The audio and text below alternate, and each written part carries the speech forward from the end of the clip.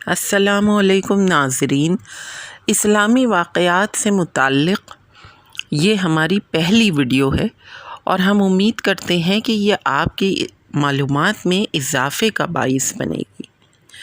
ناظرین، حضور اکرم صلی اللہ علیہ وسلم شب معراج میں بیت المقدس کی سمت جاتے ہوئے مصر کے قریب ایک مقام سے گزرے تو انہیں نہایت ہی اعلیٰ اور زبردست خوشبو آنے لگی۔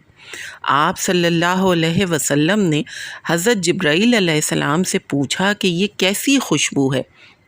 جواب ملا کہ فرعون کی بیٹی کی باندی مشاطہ اور اس کی اولاد کی قبر سے آ رہی ہے۔ پھر حضرت جبرائیل علیہ السلام نے اس کا قصہ بیان کیا کہ مشاطہ فرعون کی بیٹی کی خادمہ تھی اور وہ خفیہ طور پر اسلام لا چکی تھی اور اپنے اسلام کو اس زمانے کے ریتی رواج کے مطابق تمام لوگوں سے چھپائے ہوئے تھی، کیونکہ اس وقت فرعون اپنے آپ کو خدا تسلیم کرتا تھا اور لوگوں سے تسلیم کرواتا تھا۔ ایک دفعہ فرعون کی لڑکی کو کنگھی کرتے ہوئے اس کے ہاتھ سے اتفاقاً کنگھی گر پڑی۔ وہ اٹھانے لگی تو اس کی زبان سے بے ساختہ بسم اللہ نکل گیا۔ اس پر شہزادی نے چونک کر اپنی باندی کی طرف دیکھا اور کہا کہ یہ تو نے آج کیسا کلمہ پڑھا ہے؟ باندی گھبرا گئی اور اس کو کوئی جواب بن نہ پڑا۔ جب شہزادی نے بہت زیادہ زور دیا تو اس نے کہا کہ یہ کلمہ میں نے اپنے رب کے متعلق اپنے رب کا نام لیا ہے جو مجھے اور تجھے اور خود فرعون کو روزی دیتا ہے۔ شہزادی نے کہا، اچھا تو میرے باپ کے سوا کسی اور کو اپنا رب مانتی ہے؟ اس نے جواب دیا، ہاں ہاں، میرا، تیرا اور تیرے باپ سب کا رب اللہ تعالیٰ ہی ہے۔ شہزادی نے اپنے باپ سے کہلوایا اور اس کو یہ سارا واقعہ بیان کیا۔ فرعون سخت غضبناک ہوا اور اسی وقت باندی کو سرے دربار بلوا بھیجا اور کہا، کیا تو میرے سوا کسی اور کو اپنا رب مانتی ہے؟ اس نے کہا کہ میرا اور تیرا رب اللہ تعالیٰ ہی ہے جو بلندیوں اور بزرگی والا ہے۔ فرعون نے اسی وقت ایک الاؤ جلانے کی حکم دیا اور کہا کہ اس آگ کو خوب بڑی آگ کی شکل میں تیار کیا جائے اور اس کو خوب گرم کیا جائے، اور جب یہ بالکل تپ کر شدید ہو جائے تو اس میں اس باندھی اور اس کے بچوں کو ایک ایک کر کے ڈال دیا جائے۔ چنانچہ جب ایسی آگ گرم ہو گئی تو فرعون کے حکم کے مطابق اس باندھی اور اس کے بچوں کو جمع کر لیا گیا۔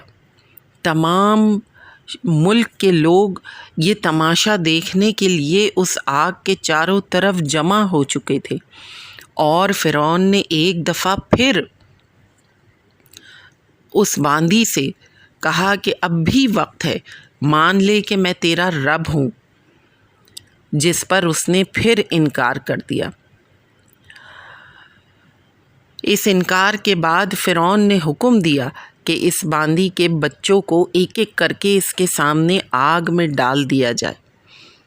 مشاطہ نے فرعون سے درخواست کی کہ میری ایک درخواست منظور کر لے کہ یہ میری اور میرے ان بچوں کی ہڈیاں نکال کر ایک ہی جگہ ڈال دینا۔ فرعون نے کہا کہ اچھا، تیرے کچھ حقوق ہمارے ذمے ہیں، اس لیے یہ منظور ہے۔ اس کی دونوں بچیاں اس کی آنکھوں کے سامنے آگ میں ڈال دی گئیں اور وہ جل کر راکھ ہو گئے۔ پھر سب سے چھوٹے بیٹے کی باری آئی جو ماں کی چھاتی سے لگا ہوا دودھ پی رہا تھا۔ فرعون کے سپاہیوں نے اسے گھسیٹا تو اس نیک بندی کی آنکھوں تلے اندھیرا چھا گیا۔ اللہ تعالیٰ نے اس بچے کو اسی وقت زبان دے دی اور اس نے بآواز بلند کہا، اماں جان افسوس نہ کر، اماں جان ذرا بھی پس و پیش نہ اختیار کرو، حق پر جان دینا ہی سب سے بڑی نیکی ہے۔ چنانچہ ماں اور بیٹے دونوں کو صبر آ گیا اور فرعون کے سپاہیوں نے بیٹے اور ماں دونوں کو اس آگ میں جھونک دیا۔ آگ جلنے کے بعد جب ان کی جسمانی اعضاء بالکل ختم ہو گئے اور جب آگ بجھ گئی تو فرعون کے سپاہیوں نے یہ ساری ہڈیاں اکٹھی کر کے ایک جگہ دفن کر دیں۔ حضرت جبرائیل علیہ السلام نے بتایا کہ یہ خوشبو کی مہکیں اسی جنتی خادمہ کی قبر سے اور اس کی اولاد کی قبر سے آ رہی ہیں۔ ناظرین، اللہ تعالیٰ کے وجود کی وحدانیت کی گواہی دینے کا اتنا بہترین صلہ یہ واقعہ ہمارے سامنے ظاہر کرتا ہے۔ ہم امید کرتے ہیں کہ آپ کو ہماری یہ ویڈیو اور اس واقعے کی ڈیٹیل